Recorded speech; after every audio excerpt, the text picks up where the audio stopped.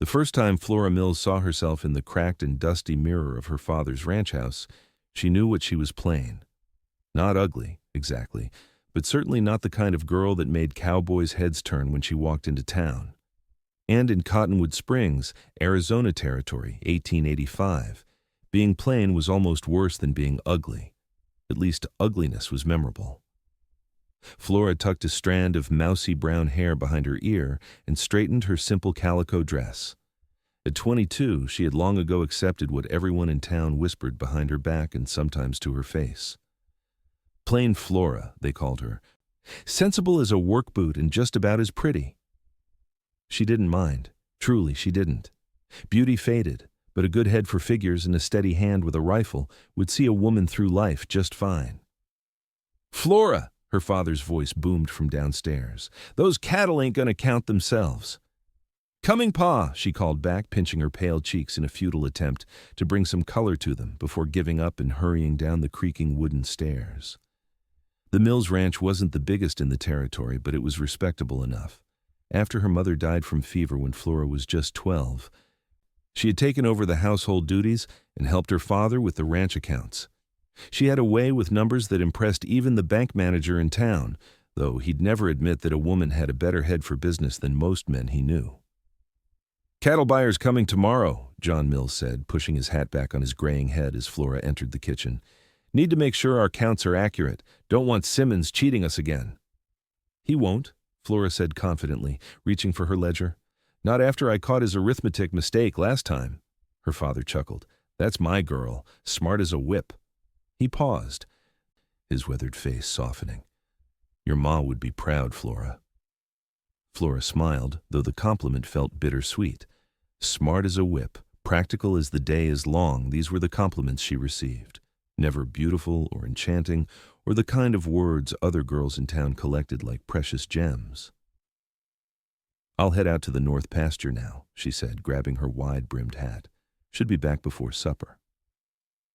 The Arizona sun beat down mercilessly as Flora rode out to count the cattle. Her horse, Penny, knew the route well, picking her way through the scrubby terrain with sure-footed confidence. Flora liked being out on the range alone. The cattle didn't care that her nose was too long or that her eyes were an unremarkable shade of brown. They just cared that she moved quietly and didn't spook them. She was tallying the last of the yearlings when she heard the gunshot. Flora reacted instantly, dropping low in the saddle and scanning the horizon. Another shot rang out, followed by a man's shout. Without hesitation, she turned Penny toward the sound, keeping low and moving fast. The Mills Ranch had been fortunate to avoid the worst of the territory's lawlessness, but a woman alone learned to be cautious. As she crested a small rise, she saw them 3 men on horseback circling a 4th who was on foot, his horse lying dead nearby. The standing man was firing back at his attackers, taking cover behind his fallen mount. Flora didn't hesitate. She pulled her Winchester from its scabbard and fired a warning shot into the air. The 3 attackers wheeled around, momentarily startled by her appearance. "This is Mills' land," she shouted, leveling the rifle, "and I'm not asking twice." 2 of the men exchanged glances, clearly calculating whether one woman was worth the trouble. The third, a scraggly man with a red bandana, spat on the ground. "This ain't your business, whitey lady," he called. "Turn around and ride away." Flora worked the lever on her rifle, chambering another round with a decisive click that carried in the still desert air. "I count 3 trespassers robbing a man on my father's land. That makes it my business." The man on foot took advantage of the distraction, firing again and catching one of the attackers in the arm. The wounded man cursed loudly. "Let's go," he shouted to his companions. "This ain't worth the trouble." Flora kept her rifle trained on them as they wheeled their horses around and galloped away, disappearing behind a cloud of dust. Only when they were well out of sight did she approach the lone man, who was now leaning heavily against his dead horse, blood seeping through the fingers he pressed against his side. "You're hurt," she stated, dismounting but keeping a cautious distance. "Not as bad as it looks," he replied, though his grimace said otherwise. He was tall and broad-shouldered, with sun-bronzed skin and eyes the color of the Arizona sky. Despite his injury, he stood straight, assessing her with a gaze that felt strangely thorough. You always ride to the rescue of strangers, madam? Only the ones inconsiderate enough to get shot on my father's land, Flora replied dryly, approaching him now that she was sure he wasn't a threat. Let me see that wound. He hesitated, then moved his hand. The bullet had grazed his side, tearing through his shirt and leaving a bloody furrow along his ribs. You're lucky, she said, examining it with a clinical eye. Any deeper and you'd be in real trouble. I've got supplies back at the ranch house. I'm obliged, he said, his voice a deep rumble that Flora felt more than heard. Name's Grant Quinn. I'd tip my hat if I hadn't lost it somewhere back there. Flora Mills, she replied, helping him gather his saddlebags and bedroll from his dead horse. Can you ride double? It's about 3 miles back to the house. Grant nodded, wincing as he moved. I've ridden with worse. As they settled onto Penny Grant behind Flora, his arms loosely around her waist to steady himself, Flora felt a strange awareness of his presence. It had been a long time since she'd been this close to a man who wasn't her father. Those men, she asked as they rode. What did they want? Nothing good, Grant replied, his breath warm against her ear. Road agents, looking for easy pickings. I was headed to Cottonwood Springs when they jumped me near your property line. What business brings you to Cottonwood Springs, Mr. Quinn? Flora asked, curious despite herself.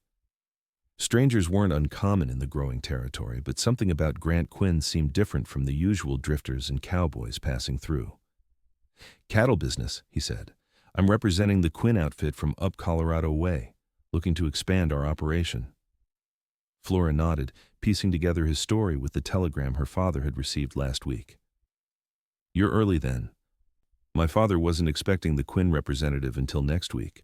She felt rather than saw his smile. I like to get the lay of the land before negotiations start. Your father is John Mills? Yes, and I handle the books, she added, a touch defensively. Most men bristled at the idea of dealing with a woman on business matters. Grant Quinn surprised her. Smart man, your father. In my experience, women often have a better head for numbers than men pretend to.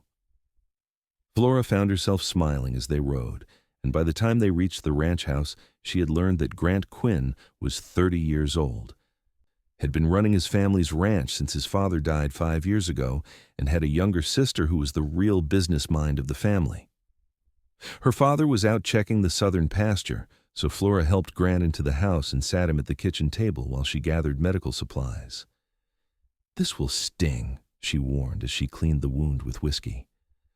Grant barely flinched, watching her with those sky-blue eyes as she worked. You've done this before, he observed. Ranch life isn't exactly gentle, she replied, focusing on bandaging his side rather than on the warm skin beneath her fingers. Pa says I'd have made a decent doctor if women were allowed such things. Your pa sounds like a man with sense, Grant said, and you have a healer's touch, gentle but confident. Flora felt her cheeks warm at the compliment, so different from the usual acknowledgments of her practicality. All done, she said, stepping back. You should rest until Pa gets back. He'll want to thank you properly for shooting one of those bandits. Thank me? Grant raised an eyebrow. As I recall, you're the one who came charging in like the cavalry. I should be thanking you, Miss Mills. Flora busied herself putting away the medical supplies.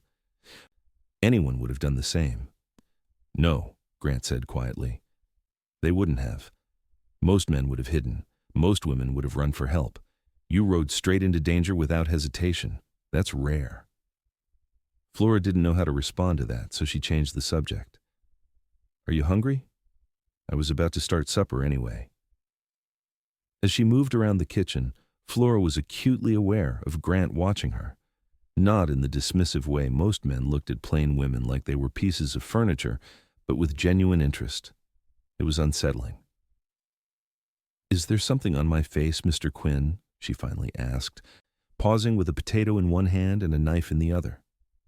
Grant smiled, a slow, warm expression that transformed his already handsome face into something that made Flora's heart beat faster. Just thinking that the men of Cottonwood Springs must be blind, he said. Flora frowned. What do you mean? I heard in the last town that John Mills had a plain daughter who was good with figures, he said, his eyes never leaving her face. But you, Miss Mills, are the prettiest thing I've ever seen." Flora nearly dropped the potato. She stared at him, certain he was mocking her. But there was no teasing in his expression. Only sincere appreciation that made her face flush hotter than the Arizona sun. "Now I know you've lost more blood than we thought," she said, turning back to her cooking to hide her confusion. Grant laughed, the sound rich and genuine. "My vision's just fine, Miss Mills. Better than most, apparently." Flora didn't know what to make of his comment, so she let it pass, filling the kitchen with the comfortable sounds of cooking as the sun began to set over the distant mountains. By the time her father returned, she had supper on the table and had convinced herself that Grant Quinn was simply the kind of man who said nice things to all women, plain or pretty. John Mills took an immediate liking to Grant, especially after hearing how he had stood his ground against the road agents. "Been having trouble with that bunch for months," he said as they ate. "Sheriff's been too busy with the mining disputes up north to pay much attention to ranchers' complaints." "They're getting bolder," Grant agreed. "Attacking in broad daylight isn't their usual style." "You know of them?" Flora asked. Grant nodded. "They've hit several ranches between here and the Colorado border. Word is they're led by a former Confederate captain named Blackburn, who never quite accepted that the war ended." "Well, they picked the wrong ranch today," John said proudly. "My Flora's the best shot in the county, though folks don't believe it till they see it." "I believe it," Grant said, his eyes finding Flora's across the table. She didn't hesitate for a second. Flora looked down at her plate, unused to being the center of attention. "It was nothing." "Nothing?" her father protested. "Girl, you faced down 3 armed outlaws without breaking a sweat. That's something." After supper, her father insisted that Grant stay the night rather than ride into town with his injury. "Besides," he added, "we might as well get started on those cattle negotiations since you're here early." While the men settled in the small parlor with whiskey and business talk, Flora cleaned up the kitchen, her mind replaying Grant's words. The prettiest thing I've ever seen. No one had ever said anything like that to her before, not even close. She touched her reflection in the window glass, the same long nose, the same ordinary brown eyes, the same mousy hair she'd seen all her life. What could a handsome man like Grant Quinn possibly see in her face that everyone else had missed? The next morning, Flora woke early as usual to start breakfast. She was surprised to find Grant already at the kitchen table, a cup of coffee in hand. "Hope you don't mind," he said, gesturing to the pot he'd prepared. "Old ranch habits die hard. Always up before the sun."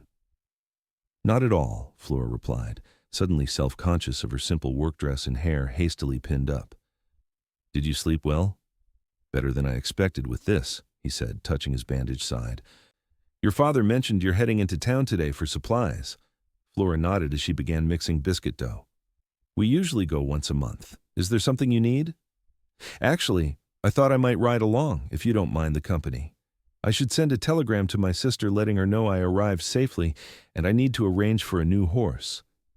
"Of course," Flora said, trying to ignore the flutter in her stomach at the thought of riding into town with Grant. People would talk they always did in a small place like Cottonwood Springs, but it was perfectly proper with her father along.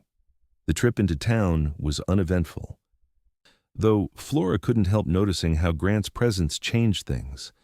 Men who usually barely acknowledged her existence now nodded respectfully.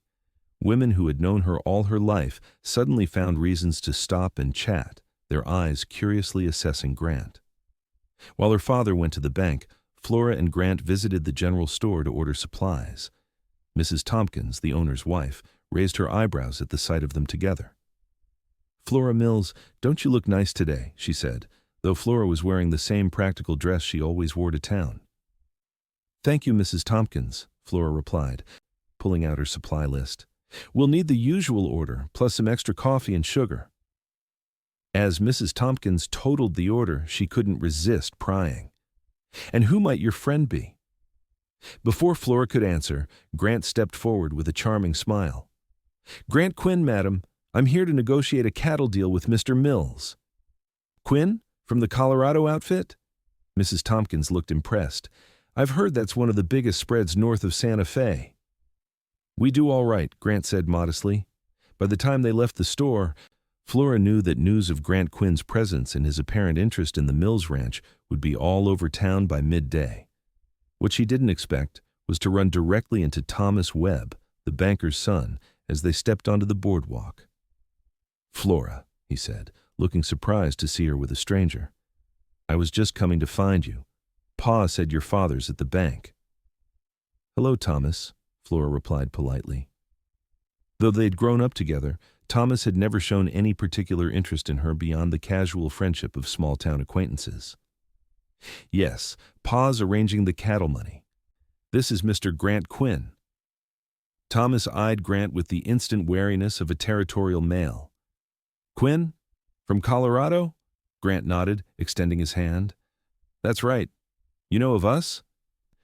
"My father handles banking for most of the big ranches in the territory," Thomas said, shaking Grant's hand with perhaps more force than necessary. "I'm Thomas Webb. My family has been in Cottonwood Springs since before it had a name."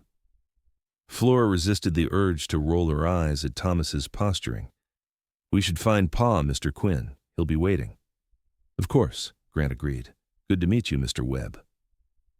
As they walked away, Grant leaned close to murmur, "Friend of yours?" "Just someone I've known forever," Flora said. "Everyone knows everyone in Cottonwood Springs." "He seemed particularly interested in you," Grant observed, his tone carefully neutral. Flora laughed. "Thomas? No, he's been courting Betsy Anderson for months. She's the prettiest girl in town." Grant looked at her with that same intense expression he'd worn in her kitchen. "That's a matter of opinion, Miss Mills." Before Flora could formulate a response, they reached the bank where her father was just concluding his business. The rest of the morning passed in a whirl of errands, including a visit to the livery where Grant arranged to purchase a sturdy bay gelding to replace his dead horse. By the time they stopped for lunch at the town's only restaurant, Flora was acutely aware of the stares and whispers following them. Grant, however, seemed completely at ease, holding doors for her and pulling out her chair with a natural gallantry that made her feel strangely significant. "Everyone's staring," she murmured as they waited for their food. Grant glanced around the room, his expression unconcerned. "Let them. I imagine they're not used to seeing the prettiest girl in town with a stranger." Flora almost choked on her water. "Mr. Quinn, I wish you wouldn't say things like that." His eyebrows rose. "Things like what?" "About me being pretty." She practically whispered the word. "It's not true, and it makes me think you're making fun of me." Grant's expression turned serious. "I would never make fun of you, Flora, and it is true whether you believe it or not." "Mr. Quinn." "Grant," he corrected gently. "And before you protest again, let me ask you something. Who told you that you weren't pretty?"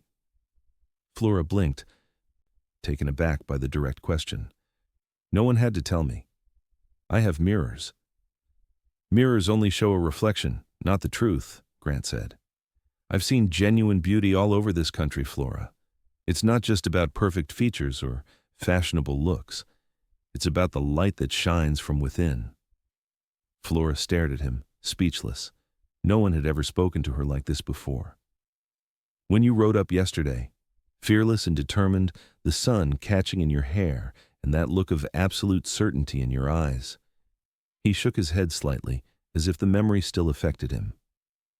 "That was beauty in its purest form." Flora felt her cheeks burning. "You're a very kind man, Mr. Grant." "Not kind," he corrected, "just honest." Before she could respond, their food arrived and the conversation shifted to safer topics. But Flora couldn't forget his words, turning them over in her mind like precious stones, examining them from every angle. As they rode back to the ranch that afternoon, Flora found herself seeing the familiar landscape through new eyes. Had the mountains always been that particular shade of purple in the distance? Had the wildflowers along the trail always been so vibrantly yellow against the red earth? Over the next week, Grant became a fixture at the Mills Ranch. Though he took a room in town for propriety's sake, he spent his days working with John Mills, riding the range to assess the cattle and finalizing the details of their business arrangement. And somehow, he always managed to find time to talk with Flora. They discovered a shared love of books, a rarity in the territory where practical skills were valued far above literary knowledge. Grant had brought a dog-eared copy of The Count of Monte Cristo in his saddlebags, and in the evenings after supper he would sometimes read aloud while Flora mended or worked on the accounts. "My sister says I have a flair for the dramatic," he admitted one evening after rendering a particularly villainous character with gusto. "She's right," Flora laughed. "You missed your calling on the stage." "The only stage I know is the stagecoach," Grant replied with a grin, "though I did play Joseph in the church nativity when I was 12. Dropped the baby Jesus and caused a scandal."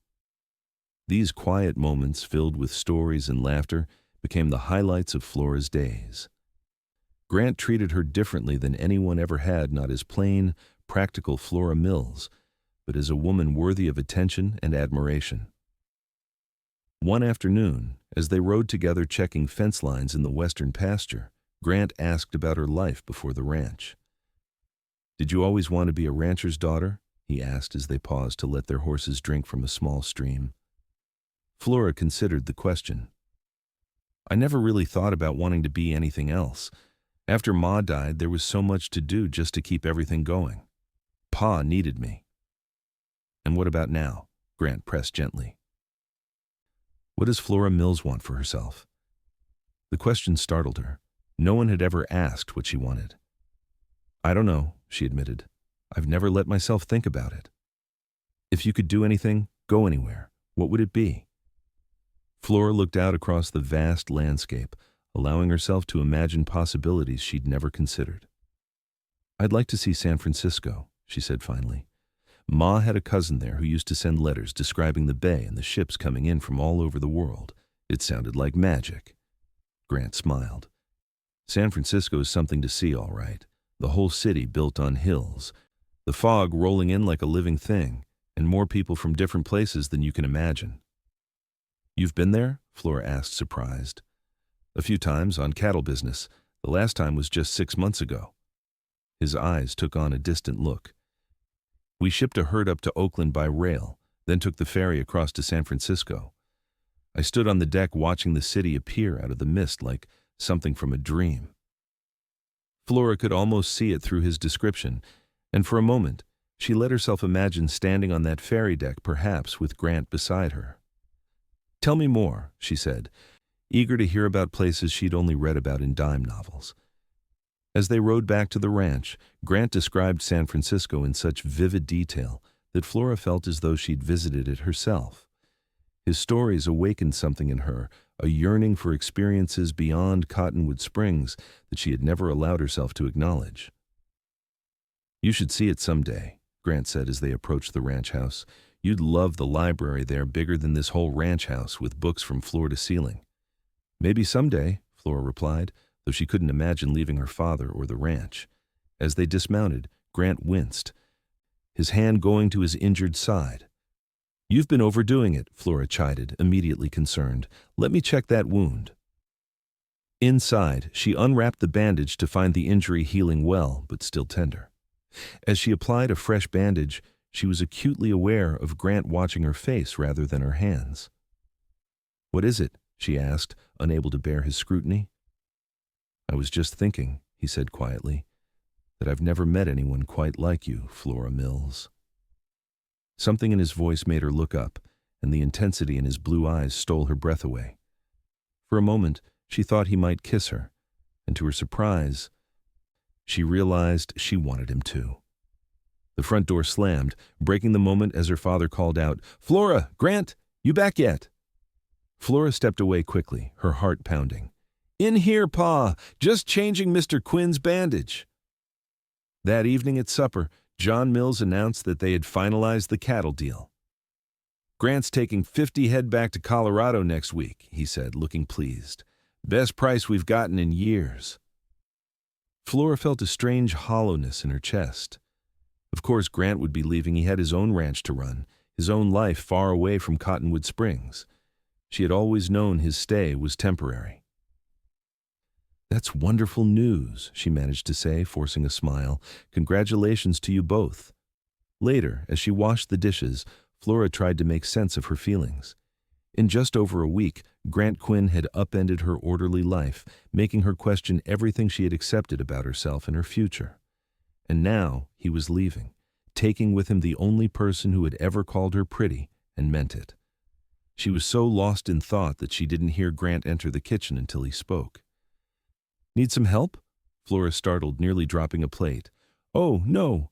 I'm almost finished." Grant picked up a dish towel anyway and began drying the clean plates. They worked in companionable silence for a few minutes before he spoke again. "Your father mentioned there's a social at the church this Saturday." Flora nodded, scrubbing at a stubborn spot on a pot. "There's one every month. Nothing special. I was thinking I might attend, since I'll still be here finalizing the paperwork." He paused. "I was hoping you might accompany me."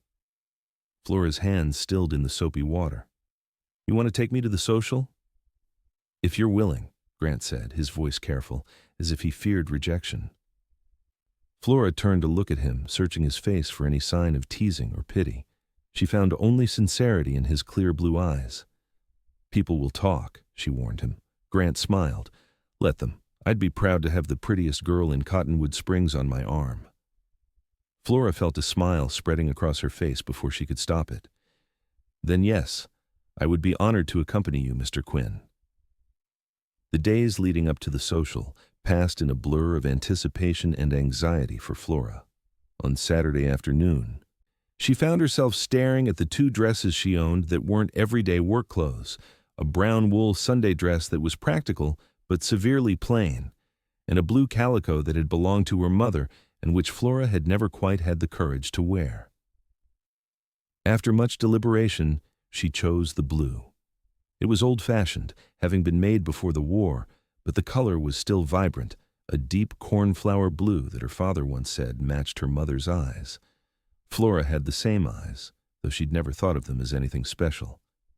She spent more time than usual on her hair, attempting to arrange it in one of the styles she'd seen in a ladies' magazine that had made its way to the general store.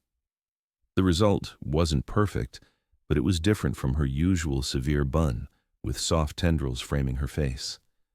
When she came downstairs, her father stared at her as if seeing a ghost. "You look just like your mother," he said, his voice rough with emotion. "She wore that dress the first time I took her to a dance. Prettiest girl in the room she was." Flora touched the fabric self-consciously. "Is it too old-fashioned?" "It's perfect," her father assured her. "Grant Quinn won't know what hit him." As if summoned by his name, there was a knock at the door. John Mills opened it to reveal Grant standing on the porch, wearing a clean black suit and holding a small bouquet of wildflowers. "Evening, John," he said, then fell silent as he caught sight of Flora. For a moment, he simply stared, and Flora felt her confidence falter. "Is something wrong?" she asked. Grant seemed to shake himself. "Not a single thing in this world," he said, stepping forward to offer her the flowers, "except that I might have to fight off every man at the social tonight once they see you." Flora accepted the flowers, her face warm with pleasure. "Thank you. They're beautiful." "Not half as beautiful as you," Grant replied, offering his arm. "Shall we?" The church social was held in the town square, with tables of food set up under lanterns strung between trees. A small band played on a makeshift stage, and couples were already dancing on a wooden platform set up for the occasion. As they arrived, Flora felt the stares and whispers follow them. Grant Quinn was the most eligible bachelor to hit Cottonwood Springs in years, and here he was escorting plain Flora Mills as if she were a fine lady. "Everyone's looking," she murmured to Grant. "Let them look," he replied, his hand warm on the small of her back. "I'm the envy of every man here tonight." Before Flora could respond, Thomas Webb approached them, his eyes widening slightly as he took in Flora's appearance. "Flora, I hardly recognized you," he said, then turned to Grant. "Quinn, good to see you again." "Webb," Grant nodded politely. "It's a fine evening for a social." Thomas's gaze kept drifting back to Flora. "You look different tonight, Flora." "Thank you, Thomas," she replied, feeling a small surge of satisfaction at his obvious surprise. All her life, Thomas Webb had looked right through her. Now, he was seeing her for the first time. Would you like some punch? Grant asked her, seemingly oblivious to Thomas's staring. Yes, please, Flora replied. As Grant walked toward the refreshment table, Thomas stepped closer. I didn't know you and Quinn were acquainted, he said. Mr. Quinn has been staying at our ranch while finalizing the cattle deal with Pa, Flora explained, though she owed Thomas no explanation. Be careful, Flora, Thomas said, his voice low. Men like Quinn, rich ranchers from up north, they have a reputation for amusing themselves with local girls when they're away from home. Flora felt a flash of anger. Mr. Quinn has been nothing but a gentleman, she said coldly, and I'm perfectly capable of taking care of myself, as I've been for the past 22 years. Thomas raised his hands in surrender. I'm just looking out for you as a friend. Wouldn't want to see you hurt. Your concern is noted, Flora replied stiffly. Now, if you'll excuse me, I see Mrs. Tompkins waving to me. As she walked away, Flora realized that Thomas's warning, far from making her doubt Grant, had only made her angry. She had spent her whole life being underestimated by people like Thomas Webb. She wouldn't let him spoil her evening. Grant returned with 2 cups of punch, looking concerned. Everything all right? Webb looked like he was giving you a hard time. Nothing I couldn't handle, Flora assured him, taking a cup. He was just being... Thomas. Grant studied her face. If he said anything to upset you. He didn't, Flora interrupted, then smiled. Well, he tried, but I've never much cared for Thomas Webb's opinions. Grant laughed, the sound warm and genuine. That's one of the things I admire about you, Flora Mills. You know your own mind.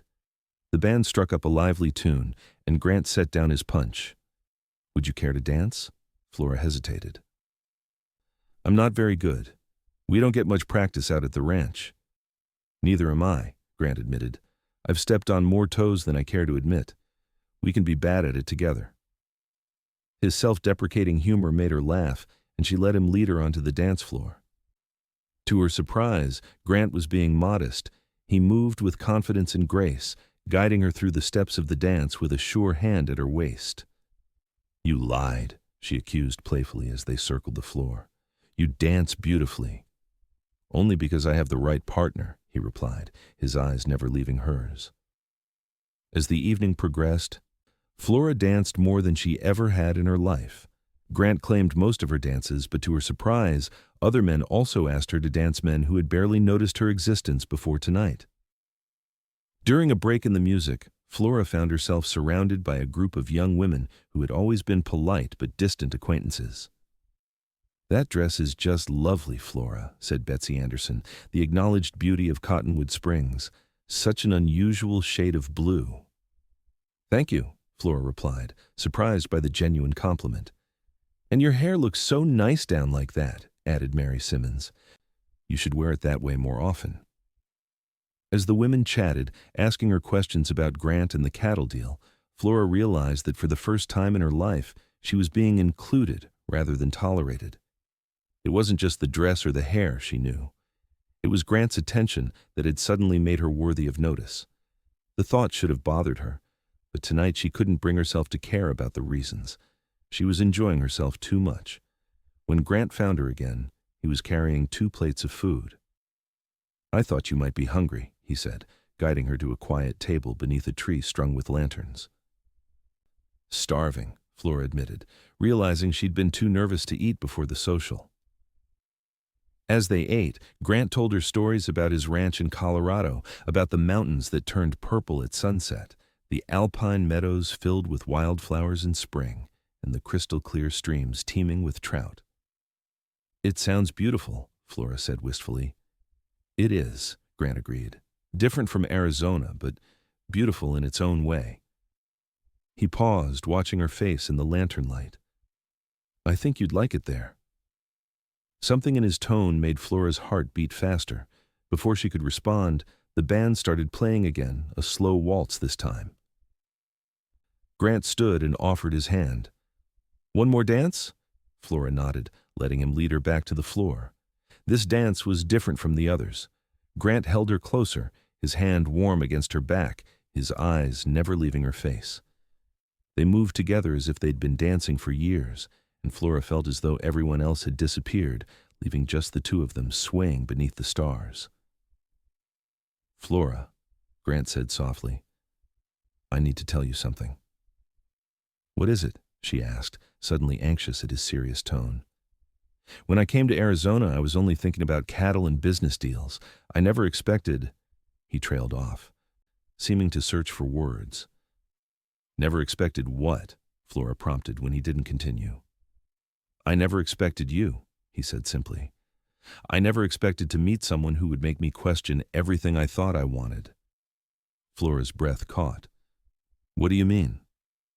The music ended before he could answer. They were suddenly aware of the crowd around them again. Grant kept hold of her hand. Will you walk with me? He asked. Just for a few minutes. Flora nodded, allowing him to lead her away from the dance floor toward the edge of the square, where cottonwood trees provided some privacy. Her father was deep in conversation with the sheriff and didn't notice them slip away. In the shadows beneath a large cottonwood, Grant turned to face her, still holding her hand. I'm leaving in 3 days, he said, his voice low and urgent, and the thought of riding away from here, away from you, is tearing me apart. Flora stared at him, scarcely daring to believe what she was hearing. Grant, what are you saying? I'm saying that in just 10 days, you've become more important to me than anyone I've ever known, he said, reaching up to touch her cheek with gentle fingers. I'm saying that the thought of never seeing you again is unbearable. Flora felt tears threatening. No one had ever spoken to her like this, with such raw honesty and emotion. I feel the same, she whispered. But your life is in Colorado, and mine is here with Pa in the ranch. It doesn't have to be, Grant said, taking both her hands in his. Flora Mills, I know this is sudden, and I know you probably think I'm crazy, but I've never been more certain of anything in my life. Flora's heart hammered against her ribs. Certain of what? That I'm falling in love with you, Grant said, his blue eyes intense in the moonlight. That I want to court you properly, and if you'll have me, make you my wife, Flora gasped. Grant, you can't possibly. We've only known each other for days. I know, he interrupted. I know it sounds mad, but my parents knew each other for 2 weeks before my father proposed. When it's right, it's right. He squeezed her hands. I'm not asking for an answer tonight. I'm asking for a chance. Come to Colorado with me. To Colorado? Flora repeated, stunned. I can't just leave Pa in the ranch. Not permanently, Grant clarified. Not yet. Come for a visit. Meet my sister. See if you could imagine a life there. He paused, his expression vulnerable. See if you could imagine a life with me. Flora's mind whirled with possibilities she had never dared to consider. Pa needs me here, she said, though the protest sounded weak even to her own ears. Your father wants you to be happy, Grant countered, and I think he knows that someday you'll make your own life, whether it's here or elsewhere. A life of her own. The concept was both terrifying and exhilarating. I don't know what to say, she admitted. Say you'll think about it, Grant urged. That's all I ask. Before she could respond, he leaned down and kissed her a gentle, questioning touch of his lips against hers that nevertheless set her entire body alight. Flora had been kissed exactly once before, by a ranch hand when she was 17, a clumsy, forgettable experience. This was nothing like that. Grant's kiss was tender yet purposeful, like a promise. When he pulled away, Flora felt dizzy with emotion. I'll think about it, she whispered. Grant smiled, his relief evident. That's all I ask for now. As they walked back to the social, Flora's mind was racing. Colorado, a new life, a life with Grant. It seemed impossible, yet for the first time, she allowed herself to imagine it mountain vistas instead of desert horizons, snow in winter, and Grant beside her through it all. The remaining days before Grant's departure passed too quickly. Flora found moments to be alone with him, riding together to check the cattle one last time, sitting on the porch after her father had gone to bed, talking about everything and nothing as the stars wheeled overhead. The more time she spent with Grant, the harder it became to imagine him leaving. Yet she was still uncertain about following him to Colorado, even for a visit. The ranch had been her entire world for so long. The thought of leaving her father was frightening. The night before Grant was to leave, John Mills surprised them both at supper. "So, Flora," he said casually, cutting into his steak, "when were you planning to tell me about going to Colorado?" Flora nearly choked on her water. "Pa, I don't know if—" Her father chuckled. "Grant here asked my permission 2 days ago. Proper gentleman, I'll give him that."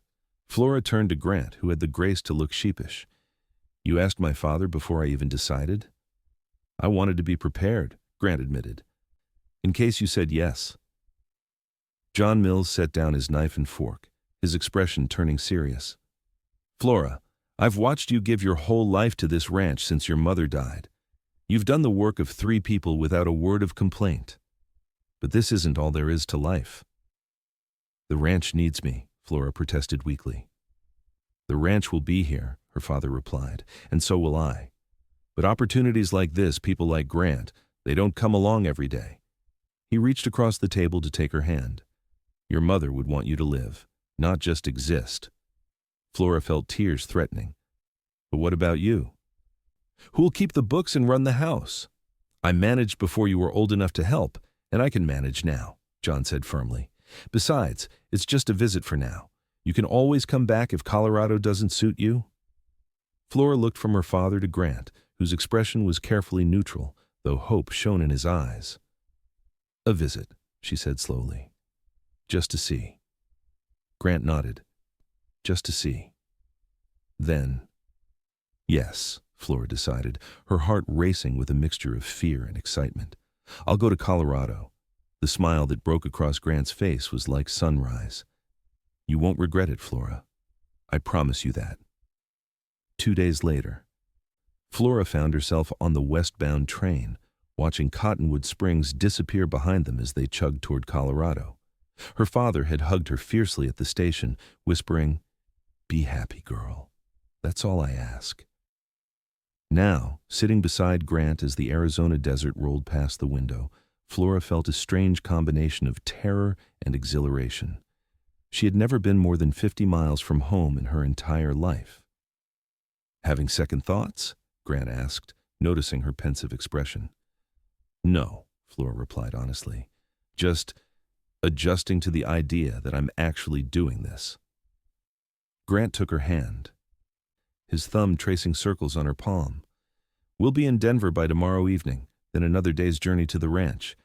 My sister Charlotte is beside herself with excitement to meet you." "What if she doesn't like me?" Flora asked, voicing one of her many fears. Grant laughed. "Charlotte likes everyone. The real question is whether you'll like her.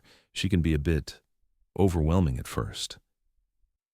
As they traveled north, the landscape gradually changed, desert giving way to high plains, then to the foothills of the Rockies. Flora pressed her face to the window as they approached Denver, marveling at the bustling city nestled against the mountain backdrop. "It's so big," she breathed as they pulled into the station.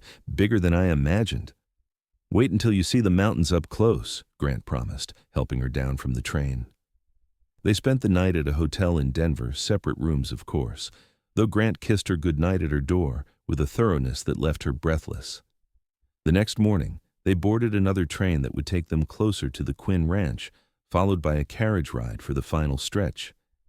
As they traveled deeper into the mountains, Flora felt as though she had entered another world entirely. The jagged peaks soared overhead, their tops still capped with snow even in early summer. Thick forests of pine and aspen covered the slopes, and crystalline streams tumbled through rocky valleys. "It's the most beautiful place I've ever seen," she told Grant, as their carriage wound through a particularly spectacular valley. "Wait until you see the ranch," he replied, his arm around her shoulders. "It's just over the next rise." When the Quinn Ranch came into view, Flora gasped. Nestled in a broad valley with mountains rising on 3 sides, it was far larger than she had imagined. The main house was a substantial 2-story structure built of solid timber, with a wide porch wrapping around 3 sides. Outbuildings, corrals, and bunkhouses spread out from the main house, and in the distance, cattle grazed on lush mountain pastures. "You live here?" she asked, suddenly feeling very small and out of place. This wasn't a ranch, it was practically a small kingdom. "We live here," Grant corrected gently. "My father built it, and someday it will pass to my children." Before Flora could process the implication of his words, a woman burst from the front door of the house and came running toward their carriage. "Grant, finally!" she called, waving enthusiastically. Charlotte Quinn was everything Flora was not: tall, confident, and striking rather than conventionally beautiful, with Grant's same blue eyes and an energy that seemed to vibrate around her. She wore a practical riding skirt and boots, her dark hair pinned up in a style that managed to look both careless and elegant. As soon as the carriage stopped, Charlotte yanked open the door. "You must be Flora. I've been dying to meet you." Without waiting for a response, she pulled Flora into a bone-crushing hug. "Grant's telegram said you were wonderful, but he didn't mention you were so pretty." Flora, overwhelmed by the enthusiastic greeting, shot Grant a helpless look over Charlotte's shoulder. He grinned and shrugged as if to say, "I warned you." "Let the poor girl breathe, Char," Grant said, climbing down from the carriage. "She's had a long journey." Charlotte released Flora, but kept hold of her hands. Of course, you must be exhausted. Come inside, I've had rooms prepared and dinner will be ready soon. The cook made his special venison stew when I told him you were coming." As Charlotte led them into the house, chattering non-stop about the ranch, the neighbors, and how dull everything had been while Grant was away, Flora felt a momentary panic. What was she doing here, in this grand house with these vibrant people? She didn't belong in this world. Grant, seeming to sense her unease, took her hand and squeezed it reassuringly. "Don't worry," he murmured. "Charlotte's bark is worse than her bite." "I heard that," Charlotte called over her shoulder. "My bark and bite are equally terrifying, as you well know, brother dear." Despite her nervousness, Flora found herself laughing at the siblings' banter. As they entered the house, she was struck by its warmth and comfort. Though larger and more luxurious than any home she'd ever been in, it wasn't ostentatious. Navajo rugs covered the polished wood floors, comfortable furniture invited relaxation, and large windows framed the spectacular mountain views. "This is lovely," she said honestly. Charlotte beamed. "Thank you. I've been trying to civilize it since Mother died. Left to their own devices, Grant and Father would have lived like bears in a cave." She linked her arm through Flora's. "Let me show you to your room so you can freshen up before dinner." The guest room was larger than Flora's entire bedroom at home, with a four-poster bed and its own small sitting area by the window. A copper bathtub stood behind a screen in the corner, already filled with steaming water. "I thought you might want a bath after all that travel," Charlotte said. "Take your time. Dinner won't be for another hour." When Charlotte left, Flora sank onto the bed, suddenly overwhelmed by everything that had happened in the past 2 weeks. From her ordinary life in Cottonwood Springs to this grand ranch in Colorado, it seemed like something from a dime novel, not real life. A soft knock at the door interrupted her thoughts. "Flora, it's Grant. May I come in?" "Yes," she called, standing quickly and smoothing her rumpled traveling dress. Grant entered, closing the door behind him, but remaining respectfully near it. "I wanted to make sure you're all right.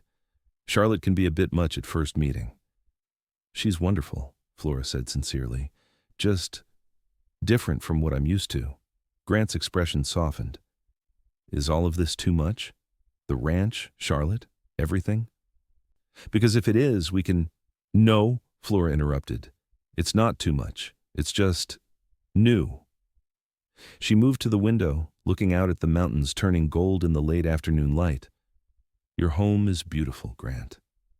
He came to stand beside her, not touching her, but close enough that she could feel the warmth of him. "It could be your home too, Flora, if you wanted it to be." Flora turned to face him, searching his eyes. "You barely know me." "I know enough," Grant replied simply. "I know you're brave and kind and smarter than anyone I've ever met. I know you face the world on your own terms. I know that when I'm with you, I'm more myself than I've ever been." Flora felt tears threatening. "I'm just a plain rancher's daughter from Arizona." Grant shook his head, reaching up to touch her cheek. "You've never been plain, Flora Mills. Not to me. From the moment I saw you riding toward me like some avenging angel, you've been the most extraordinary woman I've ever known." He leaned down and kissed her, more thoroughly than he had before, his arms encircling her waist to draw her closer. Flora found herself responding with a passion she hadn't known she possessed, her hands sliding up to his shoulders. When they finally broke apart, both breathing heavily, Grant rested his forehead against hers. "I'm falling in love with you, Flora Mills. I think I started falling the moment I saw you." Flora closed her eyes, her heart so full she thought it might burst. "I'm falling in love with you too," she whispered, "and it terrifies me." Grant chuckled softly. "The woman who faced down armed bandits without blinking is terrified of love." "Bandits are simple," Flora replied. "This us, it changes everything." "For the better," Grant assured her, "but we have time. This visit is just the beginning. Get to know the ranch, get to know Charlotte, get to know me better. There's no rush." Flora nodded, grateful for his understanding. "Thank you." He kissed her once more, briefly but tenderly, before stepping back. "I'll let you get ready for dinner. Charlotte will come find you when it's time." After he left, Flora sank into the waiting bath, letting the warm water soothe her travel-weary body as her mind tried to process everything that had happened. 2 weeks ago, she had been plain Flora Mills, resigned to a life of ranch work and spinsterhood. Now she was in Colorado, being courted by a man who looked at her as if she were the most beautiful woman in the world. Life, it seemed, could change in an instant. All it took was the right person seeing you, truly seeing you for the first time. Over the next few weeks, Flora fell in love not just with Grant, but with Colorado. She learned to ride the steeper mountain trails, discovered the joy of fishing in crystal-clear streams, and spent hours exploring the vast Quinn property. Charlotte became a fast friend, teaching Flora about running a larger ranch operation and introducing her to neighboring families. To Flora's surprise, she found herself fitting in easily among these hardy mountain people. They valued the same things she did: hard work, honesty, and resilience. And then there was Grant. Every day brought new discoveries about the man she was growing to love: his kindness to the ranch hands, his patience with a temperamental stallion he was training, his unexpected talent for sketching the mountain landscapes. In the evenings, they would sit on the porch watching the sunset, talking about books and dreams in the future. One evening, about a month after her arrival, Grant took her riding to a high meadow overlooking the valley. Wildflowers carpeted the ground in a riot of colors, and a small stream bubbled along one edge of the clearing. "This is my favorite place on the whole ranch," Grant said as they dismounted. "I come here when I need to think." "It's beautiful," Flora agreed, breathing in the scent of pine and wildflowers. Grant spread a blanket on the ground, and they sat together, watching as the setting sun painted the mountains in shades of gold and purple. They had been quiet for some time when Grant turned to her, his expression serious. "Your father sent a telegram yesterday," he said. "He wants to know when you're coming home." Flora felt a pang of homesickness, though not as sharp as she might have expected. "I should go back soon," she admitted. "I've been away longer than I planned." Grant nodded, looking out at the mountains. "I know, and I won't try to keep you if you want to return to Arizona." He paused, seeming to gather his courage. "But before you decide, I have something to ask you." Flora's heart began to race as Grant took her hands in his. "Flora Mills, I knew from the first moment I saw you that you were special. I didn't expect to fall in love, but I have deeply, completely, and irrevocably." He reached into his pocket and pulled out a small box. "I want to spend my life with you, if you'll have me." He opened the box to reveal a ring, a delicate gold band set with a single perfect diamond that caught the last rays of the setting sun. "Will you marry me, Flora? Will you make this place your home and me the happiest man in Colorado?" Flora stared at the ring, then at Grant's face, so earnest, so full of love and hope. 6 weeks ago, she'd been content with her quiet life in Arizona. Now, she couldn't imagine a future without this man beside her. "Yes," she whispered, then louder. "Yes, I will marry you, Grant Quinn." His face lit up with joy as he slipped the ring onto her finger, then pulled her into his arms for a kiss that promised a lifetime of happiness. As the first stars appeared in the darkening sky, Flora and Grant made their plans. They would return to Arizona together to get her father's blessing and help him prepare for her permanent departure. Then they would come back to Colorado for a wedding at the ranch before winter set in. Charlotte will be ecstatic, Grant laughed as they rode back to the house. She's been planning our wedding since the day you arrived. Does everyone in your family fall in love so quickly? Flora asked, still marveling at how completely her life had changed in such a short time. Only the smart ones, Grant replied with a grin. We know a good thing when we see it. 2 months later, Flora stood in Charlotte's bedroom at the Quinn Ranch, wearing a wedding dress of ivory satin and lace that Charlotte had helped her select in Denver. You look absolutely beautiful, Charlotte declared, arranging Flora's veil. Grant is going to fall over when he sees you. Flora smiled at her soon-to-be sister, who had become as dear to her as if they'd known each other all their lives. Thank you, Charlotte, for everything. Charlotte waved away her thanks. I should be thanking you. Grant's been a different man since he met you, happier, more settled. She squeezed Flora's hands. And I've always wanted a sister. A knock at the door announced John Mills, who had arrived from Arizona the week before. He entered, handsome in his new suit, and stopped short at the sight of his daughter. Flora, he breathed, his eyes suspiciously bright. You look just like your mother on our wedding day. Flora kissed his cheek. Thank you for coming, Pa. It wouldn't be right without you here.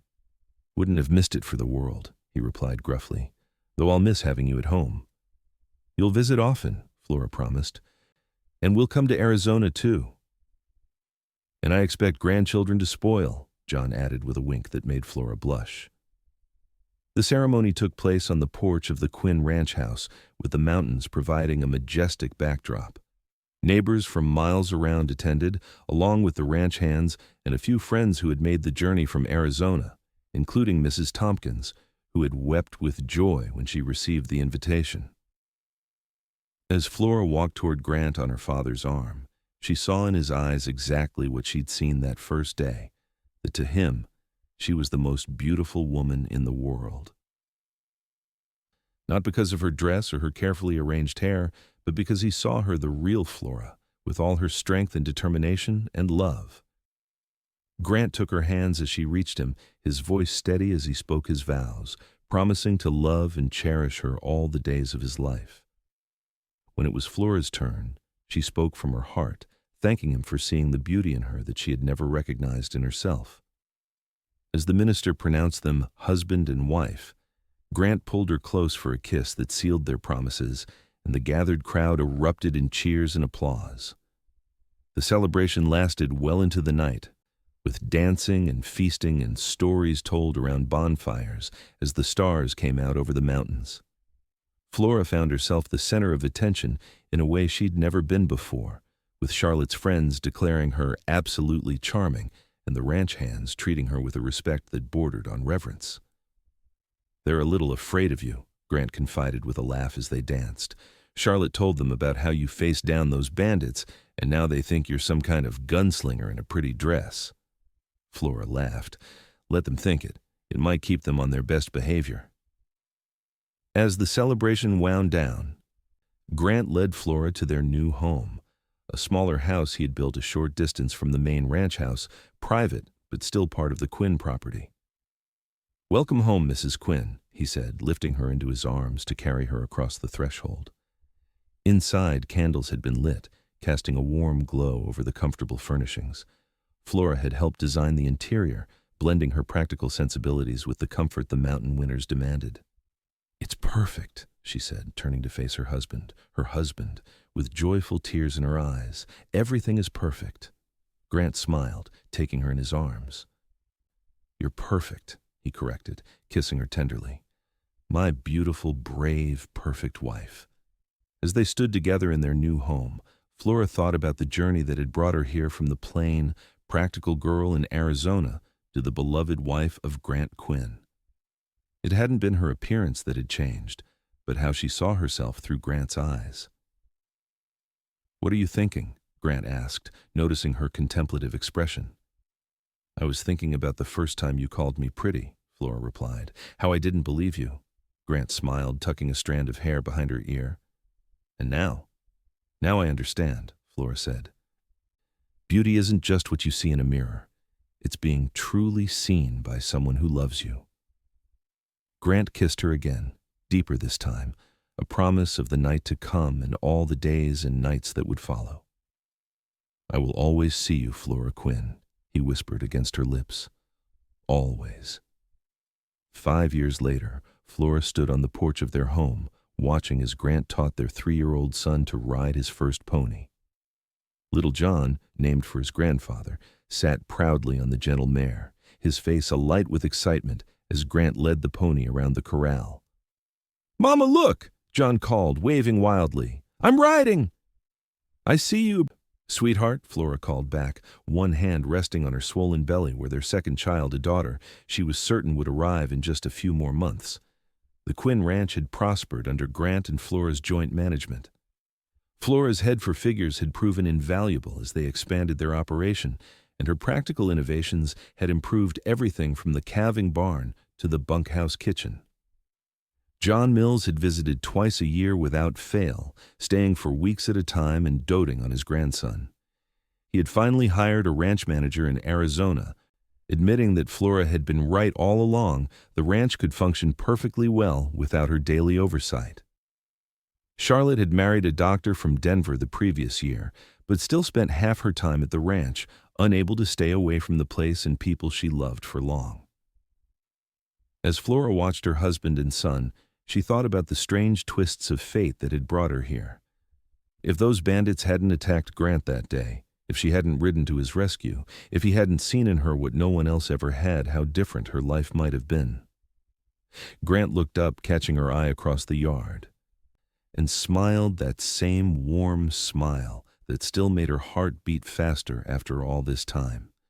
He said something to John, then lifted the boy from the pony and set him on his shoulders, carrying him toward the house. "Mama," John called as they approached, "Papa says I'm the best rider he's ever seen." "Is that so?" Flora laughed, ruffling her son's hair as Grant set him down.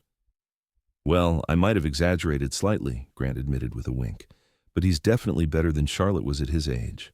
As John ran inside, calling for his aunt, Grant pulled Flora into his arms, careful of her pregnant belly. "How are my girls today?" he asked, placing a gentle hand on her stomach. "Both just fine," Flora replied, leaning into his embrace, "though your daughter seems to think my ribs make an excellent footrest." Grant laughed, the sound still as rich and warm as the first time she'd heard it. "She's going to be just like her mother, strong-willed and fearless." "Poor you," Flora teased, "outnumbered by stubborn women." "Wouldn't have it any other way," Grant assured her, kissing her softly. As they stood together on the porch of their home, looking out over the ranch they had built into something greater than either could have managed alone, Flora felt a contentment so deep it seemed to radiate from her very bones. She had come so far from being plain Flora Mills, not because she had changed, but because she had found where she truly belonged, with Grant, with their children, with this life they had created together. Grant seemed to read her thoughts, as he often did. "Still happy you said yes to a rambling cowboy who called you pretty?" he asked, his blue eyes twinkling. Flora smiled, rising on tiptoe to kiss him. "Every single day," she whispered against his lips, "every single day."